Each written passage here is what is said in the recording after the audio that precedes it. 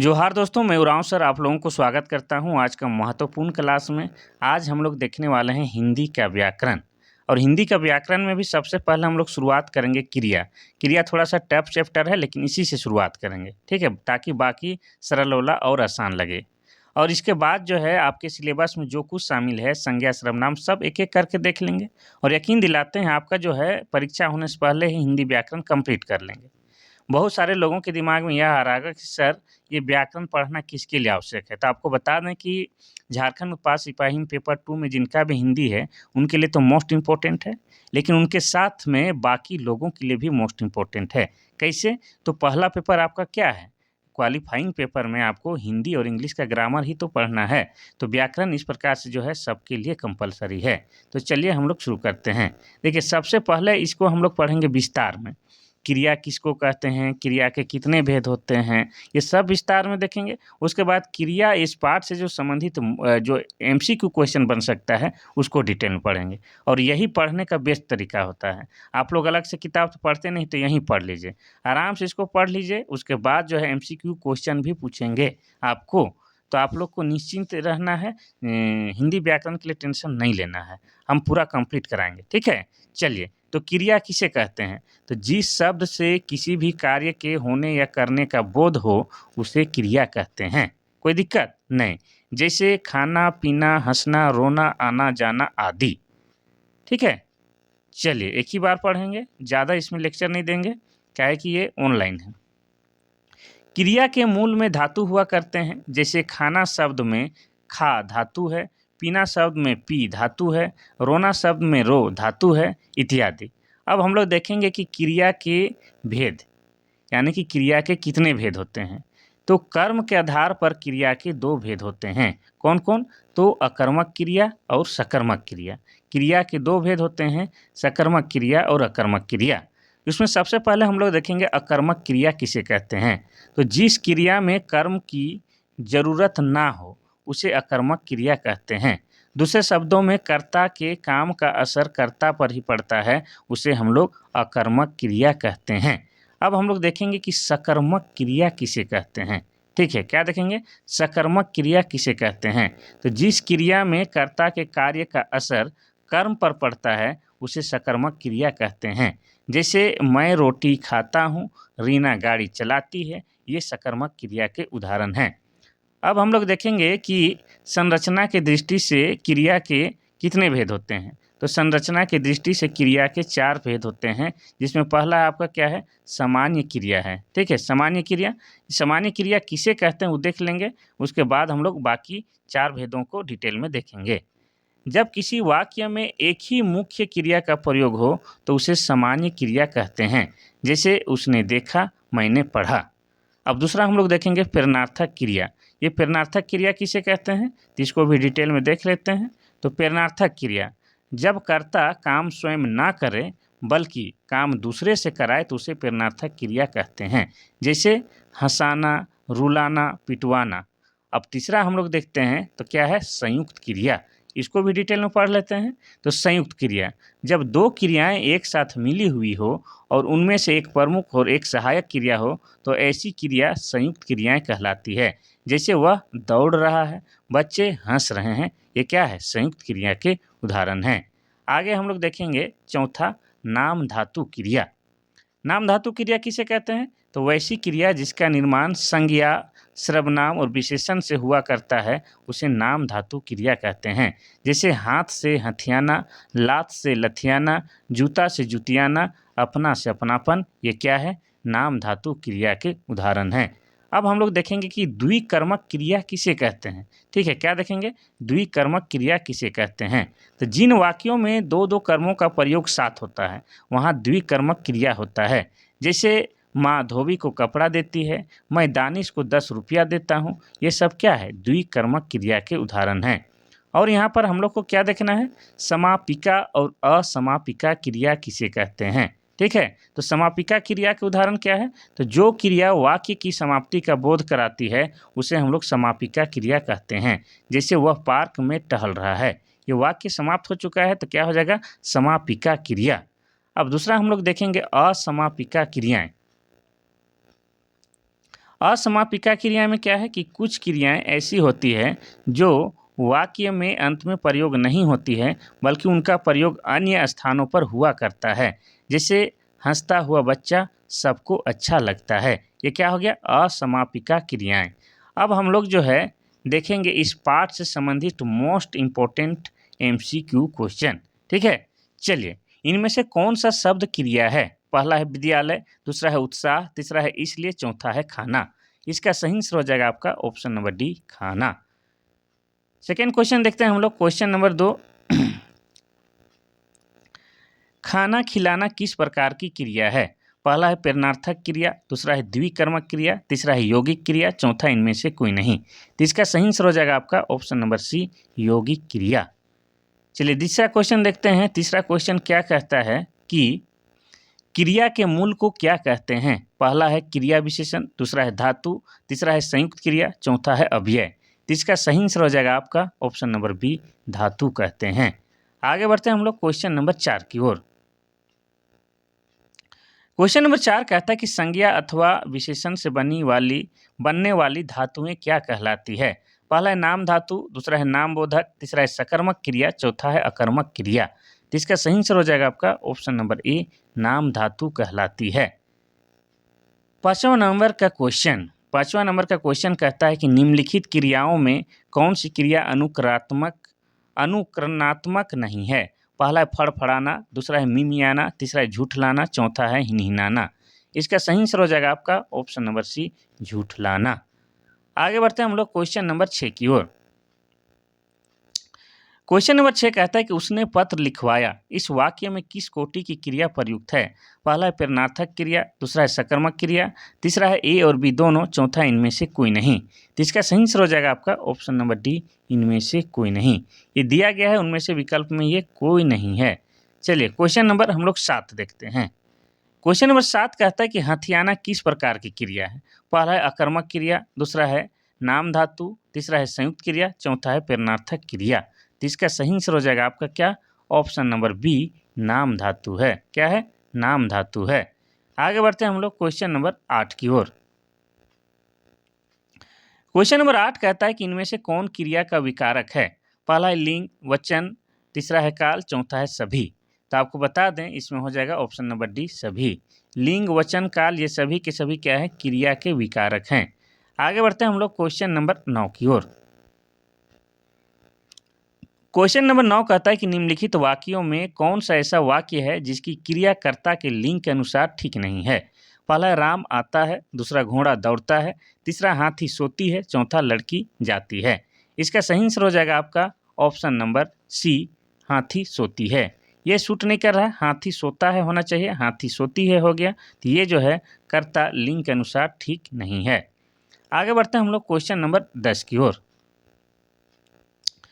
Question number 10 कहता है कि ऐसी क्रियाएं जिसके साथ कर्म हो अथवा कर्म की संभावना है उसे कहते हैं। पहला अकर्मक क्रिया, दूसरा सकर्मक क्रिया, तीसरा द्विकर्मक क्रिया, चौथा है संयुक्त क्रिया। इसका सही आंसर हो जाएगा आपका ऑप्शन नंबर बी, सकर्मक क्रिया कहा जाता है। ठीक है, जिसके साथ कर्म हो या कर्म होने की संभावना हो उस क्रिया को ही तो सकर्मक क्रिया कहा जाता है। क्वेश्चन नंबर 11 कहता है कि इनमें से कौन सी क्रिया सकर्मक है? पहला है रोता है, दूसरा हंसता है, तीसरा पढ़ता है, चौथा इनमें से कोई नहीं। तो इसका सही आंसर हो जाएगा आपका ऑप्शन नंबर सी, पढ़ता है। पढ़ता है क्या है? एक सकर्मक क्रिया है। आगे बढ़ते हैं हम लोग क्वेश्चन नंबर 12। क्वेश्चन नंबर 12 कहता है कि मुझे देखते ही वह उठ बैठा, इस वाक्य में प्रयुक्त क्रिया क्या है? पहला है संयुक्त क्रिया, दूसरा है यौगिक क्रिया, तीसरा है नामबोधक क्रिया, चौथा है प्रेरणार्थक क्रिया। तो इसका सही आंसर हो जाएगा आपका ऑप्शन नंबर ए, संयुक्त क्रिया है। आगे बढ़ते हैं हम लोग क्वेश्चन नंबर 13 की ओर। क्वेश्चन नंबर 13 कहता है कि काम का नाम बताने वाले शब्द को क्या कहते हैं? पहला है संज्ञा, दूसरा है सर्वनाम, तीसरा है क्रिया, चौथा है क्रिया विशेषण। इसका सही आंसर हो जाएगा आपका ऑप्शन नंबर सी, क्रिया कहा जाता है। काम का नाम बताने वाले शब्द को क्या कहते हैं? क्रिया कहते हैं, यानी कि काम कहते हैं। क्वेश्चन नंबर 14 कहता है कि मैं खाना खा चुका हूँ, इस वाक्य में संयुक्त क्रिया का कौन सा भेद प्रयुक्त है? पहला आरंभ बोधक, दूसरा है समाप्ति बोधक, तीसरा है अवकाश बोधक, चौथा है नित्यता बोधक। इसका सही आंसर हो जाएगा आपका ऑप्शन नंबर बी, समाप्ति बोधक। मैं खाना खा चुका हूँ, इसमें वाक्य क्या हो गया है, समाप्त हो चुका है। और वाक्य समाप्त हो चुका है तो क्या है, यह समाप्ति बोधक है। चलिए आगे बढ़ते हैं हम लोग क्वेश्चन नंबर 15 की ओर। क्वेश्चन नंबर 15 कहता है कि जिस क्रिया के व्यापार का फल कर्ता पर पड़े उसे क्या कहते हैं। पहला अकर्मक क्रिया, दूसरा है द्विकर्मक क्रिया, तीसरा है सकर्मक क्रिया, चौथा है प्रेरणार्थक क्रिया। इसका सही आंसर हो जाएगा आपका ऑप्शन नंबर ए, अकर्मक क्रिया कहा जाता है। चलिए आगे बढ़ते हैं हम लोग क्वेश्चन नंबर 16 की ओर। क्वेश्चन नंबर 16 कहता है कि जिस क्रिया के दो कर्म हो वह क्या कहलाती है। पहला है संयुक्त क्रिया, दूसरा है नामबोधक क्रिया, तीसरा है द्विकर्मक क्रिया, चौथा इनमें से कोई नहीं। तो इसका सही आंसर हो जाएगा आपका ऑप्शन नंबर सी, द्विकर्मक क्रिया। नाम से पता चल रहा है दो कर्म, द्विकर्मक क्रिया। आगे बढ़ते हैं हम लोग क्वेश्चन नंबर 17 की ओर। क्वेश्चन नंबर 17 कहता है कि संज्ञा और विशेषण के साथ क्रिया जोड़कर बनाए जाने वाली क्रिया क्या कहलाती है। पहला है नाम बोधक क्रिया, दूसरा है क्रियार्थक संज्ञा, चौथा है नाम धातु, चौथा है प्रेरणार्थक क्रिया। तो इसका सही आंसर हो जाएगा आपका ऑप्शन नंबर ई, नाम बोधक क्रिया कहा जाता है। यानी कि संज्ञा और विशेषण के साथ क्रिया जोड़कर जो भी क्रिया बनाई जाती है वो क्या कहलाती है, नाम बोधक क्रिया कहलाती है। Question number 18। क्वेश्चन नंबर 18 कहता है कि इनमें से कौन सी सकर्मक क्रिया है। पहला है दौड़, दूसरा है रो, तीसरा है नहा, चौथा है लिख। इसका सही आंसर हो जाएगा आपका ऑप्शन नंबर डी, लिख। लिख क्या है, एक सकर्मक क्रिया है। आगे बढ़ते हैं हम लोग क्वेश्चन नंबर 19। क्वेश्चन नंबर 19 कहता है कि मैं माली से बाग सिंचवाता हूँ। इस वाक्य में रेखांकित क्रिया क्या है। पहला है पूर्वकालिक, दूसरा है प्रेरणार्थक, तीसरा है संयुक्त, चौथा है यौगिक।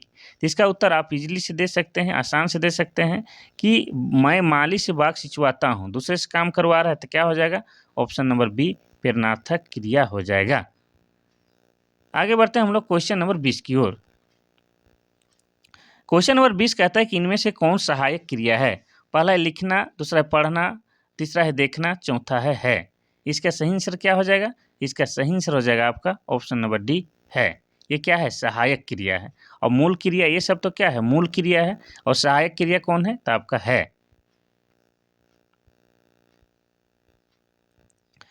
क्वेश्चन नंबर 21 कहता है कि रात में जागना हानिकारक है। इस वाक्य में रेखांकित क्रिया किस कोटि की है। पहला है क्रियार्थक संज्ञा, दूसरा है प्रेरणार्थक क्रिया, तीसरा है संयुक्त क्रिया, चौथा है यौगिक क्रिया। तो इसका सही आंसर हो जाएगा आपका ऑप्शन नंबर ई, क्रियार्थक संज्ञा है। आगे बढ़ते हैं हम लोग क्वेश्चन नंबर 22 की ओर। क्वेश्चन नंबर 22 कहता है कि सठियाना शब्द है। पहला है नाम धातु, दूसरा है क्रियार्थक संज्ञा, तीसरा है प्रेरणार्थक क्रिया, चौथा है यौगिक क्रिया। इसका सही आंसर क्या हो जाएगा, इसका सही आंसर हो जाएगा आपका ऑप्शन नंबर ए, नाम धातु क्रिया है। आगे देखते हैं हम लोग क्वेश्चन नंबर 23।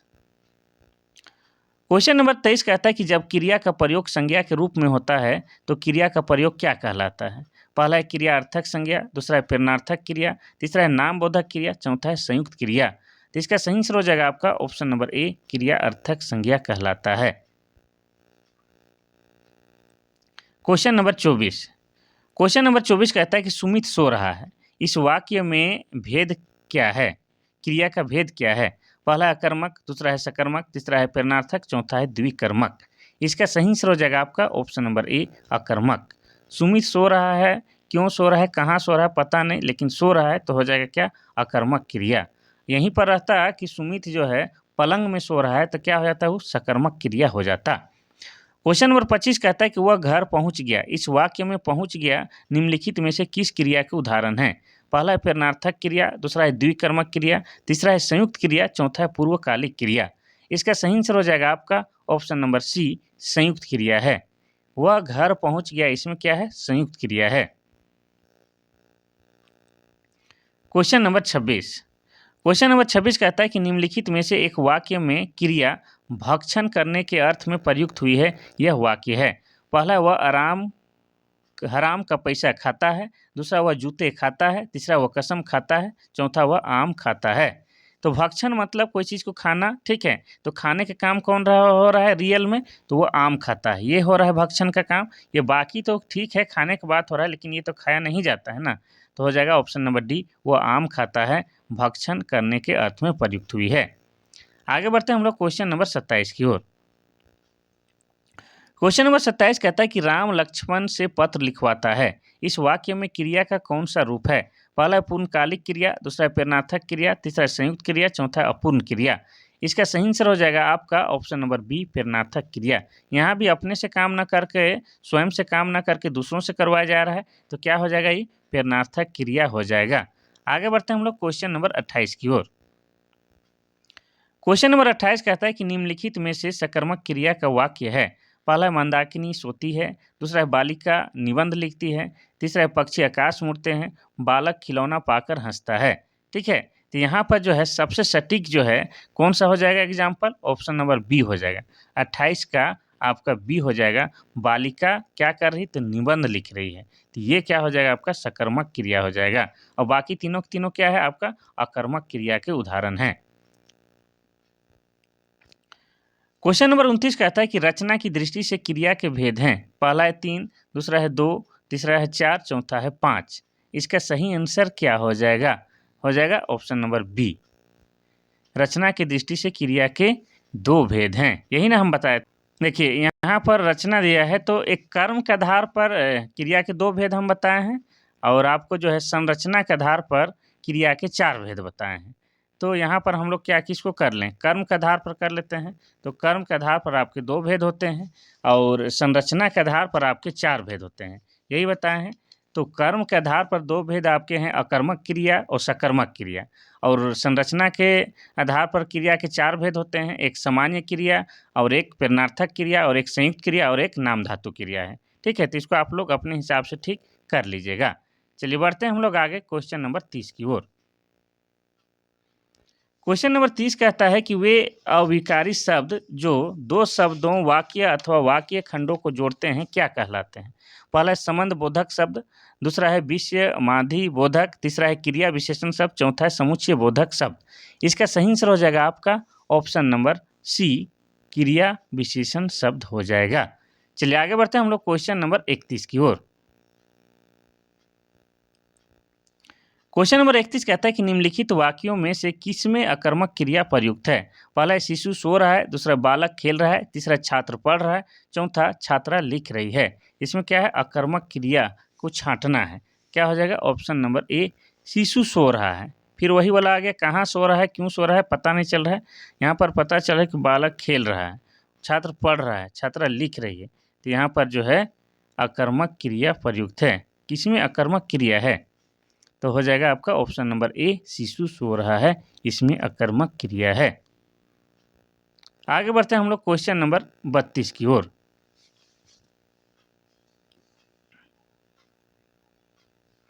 क्वेश्चन नंबर 32 क्या कहता है, एक सेकेंड रुकिएगा। वह पहुंचा ही होगा। वाक्य में क्रिया का काल क्या है। पहला भविष्य, दूसरा हेतु हेतु मध्य भूत, तीसरा है वर्तमान, चौथा है आसन भूत। इसका सही आंसर क्या हो जाएगा, तो इसका सही आंसर हो जाएगा आपका ऑप्शन नंबर डी हो जाएगा। ठीक है, आसन भूत, वह पहुंचा ही होगा। वाक्य में कौन सा क्रिया का काल है, तो ये काल हो जाएगा आसन भूत काल। अब आसन भूत काल को समझने के लिए जो है आपको जो है काल पढ़ेंगे उस समय बता देंगे, आप लोग आराम से देख लीजिएगा। लेकिन यहाँ पर उत्तर आसान भूत काल हो जाएगा, क्योंकि काल के भीतर बहुत सारा डीप में घुसना पड़ता है। हेतु काल, फिर क्या क्या लिखे हैं, बहुत सारा है, जल्दी से नाम भी याद नहीं आ रहा है। क्वेश्चन नंबर 33 कहता है कि निम्न में कौन सी सकर्मक क्रिया है। पहला है दौड़ना, दूसरा है रूठना, तीसरा है मुस्कुराना, चौथा है पीना।